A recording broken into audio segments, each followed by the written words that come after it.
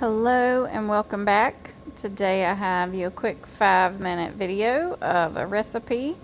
This is going to be Hashbrown Casserole. As you can see, you need some hash browns, ground beef or turkey or whatever kind of ground meat you like, cream of mushroom and cream of chicken soup, 1 can of each, and then some shredded cheese. All I had was some Mexican style that we had left over from tacos. I don't always do mixed veggies in it, but I wanted to do that this time. Sometimes I cook my veggies separately and just have them on the side, but this time I did that. And then just showing you here, you preheat your oven to 425 and put those patties in a single layer on a baking sheet, 10 minutes, flip them over, and then 8 to 10 more minutes. So I am getting my oven preheated to 425, and I'm going to get those hash browns onto this sheet. I've also done a video of tater tot casserole. It's very similar. I did not do veggies in that one. I really liked having the vegetables in there this time though.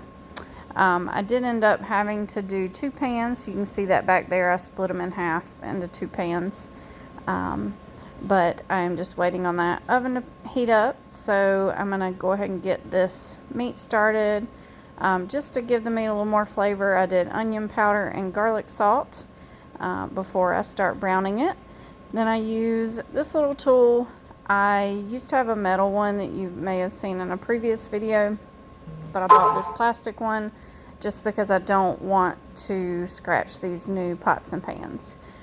So I didn't brown that the entire time. I would let it sit for a few minutes and then, well, I did brown it the whole time, but I didn't like use the tool the whole time. I would let it sit for a few minutes and then stir it around and then do a little more. But now we're ready, now that the meat is browned, to put our cream of chicken and cream of mushroom in and give that a good mix around. I don't show you the whole time I'm mixing, but magically now it is all mixed in. And now I'm going to add in those mixed veggies. You could do any kind of vegetable you wanted. I think broccoli would actually be really good in this, but if you weren't doing a canned veggie, you would need to kind of pre-cook it. So whatever you put in, it just needs to be pretty much cooked before you put it in.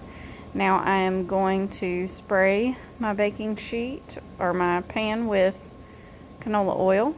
The first 10 minutes is up, so I am flipping these babies over, and then I'm also going to switch which shelf they're on in the oven. So the one that was at the top I'm putting on the bottom, and the one that was on the bottom putting at the top, just so that they get cooked more evenly. I don't show me flipping both pans. I had already flipped the other one. So putting that back in. I did set it for 10 more minutes here, but I actually did take it out 2 minutes before it was done, so I actually only did 8. Now we're just going to line these up at the bottom. It actually just took 8 to fill up the bottom. And then what I do is I put that mixture on top of this layer. And then after I get this layer put in, I'm going to put one more layer of the hash browns. So I ended up using 16. Depends on how big your pan is, but 16 of these with a 2-pound container of ground turkey. I am feeding normally about 8 people, so you know I need plenty. But you could do like 1 pound of meat and just do either cream of mushroom or cream of chicken. You wouldn't have to do both, or you could do both and make it super creamy. So you could change this up any kind of way you wanted. But I did that second layer of hash browns, pouring the rest of that mixture on top and just spreading it out so it's a nice even coating. And then once that is all spread out, you do your cheese. I didn't have much cheese left, and I thought about putting the cubes in there as well, but I just used what I had in that bag of shredded, and it was just fine.